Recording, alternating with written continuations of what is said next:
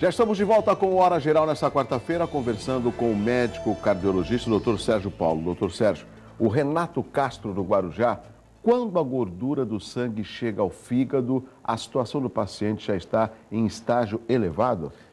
Renato, nós temos um quadro que nós chamamos de esteatose hepática, por isso que nós falamos a medida da cintura abdominal. Quando a sua cintura abdominal aumenta, o que nós estamos medindo? Nós estamos medindo o grau da gordura chamada visceral. E essa gordura, ela vai infiltrando o fígado, levando à substituição do tecido normal do fígado por gordura. E hoje é a primeira causa de cirrose hepática, é a esteatose hepática. Ou seja, a redução de peso também se cerca dessa importância no sentido de preservar a sua função hepática, evitando a esteatose hepática. E muitas vezes as pessoas, elas aliam cirrose com aquela pessoa que consome muito álcool. Exatamente. Antigamente nós tínhamos o álcool como grande vilão, grande problema na cirrose. Hoje nós temos a gordura, a obesidade como fator de cirrose hepática. O Júnior Carvalho, aqui de Santos, qual o grande vilão alimentar que gera problemas cardíacos? Olha, Júlio, o grande problema é o excesso de carboidrato, sem dúvida, excesso calórico, né? E que vem através da ingestão não só do carboidrato, como das gorduras, né? E o sal, né? A nossa alimentação hoje, o fast food, quer dizer, o hambúrguer, isso daí são alimentos com alto teor calórico, no sentido de carboidrato e alto teor de gordura. Então, olha, regra simples, muito peixe, muito legume, grelhado, e muito cuidado com tudo que você come com a mão. O que você comeu com a mão, com exceção da fruta, ele tem alto valor calórico e tem alto nível de colesterol. Então, comeu com a mão, muita atenção. A Aline Campos, doutor Sérgio Paulo, é verdade que a gema do ovo provoca colesterol? Não, é que nós falamos no início, né? Já foi uma época que a gema do ovo era considerada uma vilã. Hoje nós estamos liberando em média de 3 a 4 ovos por semana. Por semana. A Miriam Cardoso de Santos, eu tive um amigo que era vegetariano e teve um infarto e morreu. Por que nesse caso a alimentação não fez a diferença para ele? Miriam, que nós falamos no início, o aspecto da genética ainda é um fator altamente relevante na doença cardiovascular. Sem dúvida, o mais importante. A genética, possivelmente seu amigo, nós vamos encontrar na família dele, na área genealógica, algum antecedente de doença cardiovascular.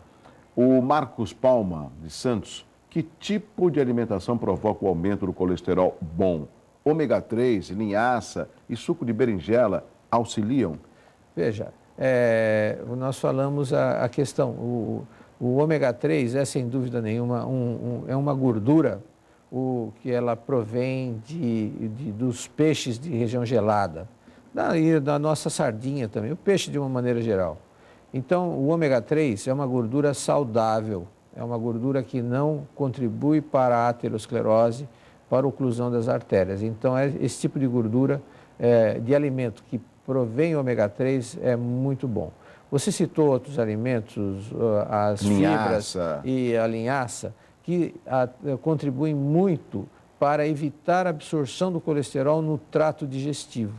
Então, as fibras, elas dificultam a absorção da gordura no trato digestivo, de maneira que, quando incorporadas ao alimento, né, elas podem reduzir o colesterol. São todos fatores que contribuem muito para um melhor e mais fácil controle do colesterol. Doutor, eu tenho um amigo, segundo ele, falou que ele toma todo dia de manhã um copo de água e ele mistura uma colher de farinha de aveia e diz que abaixou os níveis dele drasticamente. Tem alguma relação nisso? Veja, são medidas. A mudança de hábito alimentar, ela segue sendo a primeira linha de atuação junto ao controle do colesterol, né? Se bem que nós temos que lembrar que a alimentação, Douglas, contribui com 20 a 30% do teor do nosso colesterol. Então, às vezes, em pacientes portadores de alterações genéticas, nós não vamos conseguir, mesmo adotando medidas radicais de mudança de hábito alimentar, atingir níveis satisfatórios. Daí a necessidade, muitas vezes, de medicamentos.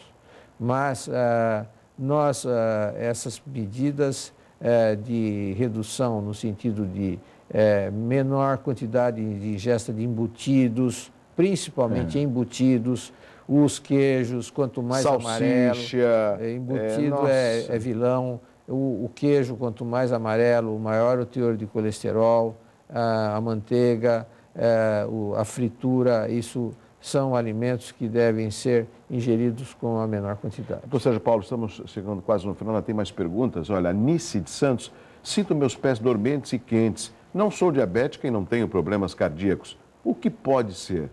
Nice, vários fatores podem envolver a isso, né? Eu recomendaria. Primeiro, que não é um aspecto que traga grande preocupação.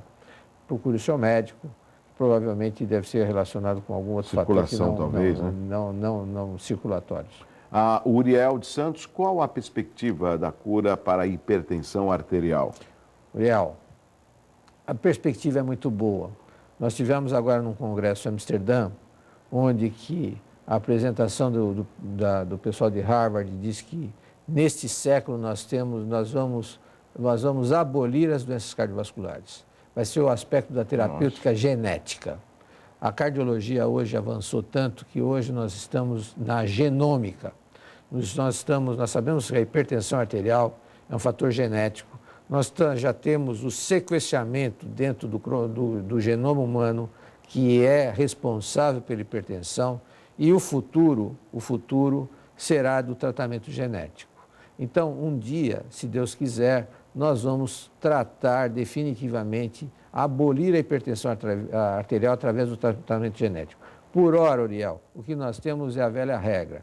Um pouco sal, muito exercício, controle do peso e uso regular do seu remédio. Doutor Sérgio Paulo, estamos chegando no final da Hora Geral. Eu queria que o senhor deixasse uma mensagem para os nossos telespectadores e aí envolveria os jovens, os adultos e também os nossos amigos idosos com relação àqueles que tomam medicamento diariamente e essas altas temperaturas. Sim. Qual a preocupação nesse sentido? O aspecto do calor, Douglas, precisamos pensar que, primeiro, quem inventou o ar-condicionado foi um médico inglês na Índia, né? O ar-condicionado é um equipamento para uso hospitalar, né? Foi criado para uso no hospital. Por quê? A cada grau de temperatura que aumenta o ambiente, nós temos que o coração duplica o seu trabalho. Então, num coração normal, esse aumento de trabalho que o calor acarreta não traz grandes consequências. Num coração já doente, o aumento de temperatura pode ser inquestionavelmente sede de grandes problemas, inclusive o edema agudo de pulmão, que ocorre de madrugada. O paciente com doença cardíaca, ele deve ter a sua temperatura ao dormir adequada, porque o aumento de temperatura de madrugada pode levar a alteração grave, levando inclusive a essa insuficiência cardíaca aguda. Então, procure evitar exposição. Aquele que seja portador de doença cardiovascular e que faça uso de medicamentos, tenha atenção, muita atenção na exposição a altas temperaturas, porque isso pode ser sede de problemas. Doutor Sérgio Paulo, muito obrigado. Tem mais perguntas aqui, não temos mais tempo, mas os nossos telespectadores podem fazer as perguntas através do horageral@euestoucomvocê.com.br, que essas perguntas serão enviadas ao consultório do Dr. Sérgio Paulo. Eu tenho certeza que ele irá respondê-la com o maior prazer. Doutor Sérgio Paulo, obrigado mais uma vez pela sua participação. Muito obrigado pela sua participação. Continue um pouco mais com a gente aí. Uma próxima oportunidade, o senhor retorna para dar sequência aí a um tema tão importante que é a cardiologia e a preocupação com o coração. Muito obrigado por esse convite e espero que os nossos pacientes cuidem mais do seu coração. Um abraço para a família. Muito obrigado. Bom, chegamos ao final da Hora Geral. Amanhã tem mais a partir das 7 da manhã. Um abraço assim, forte para você. Tchau, tchau. Até amanhã às 7 da manhã.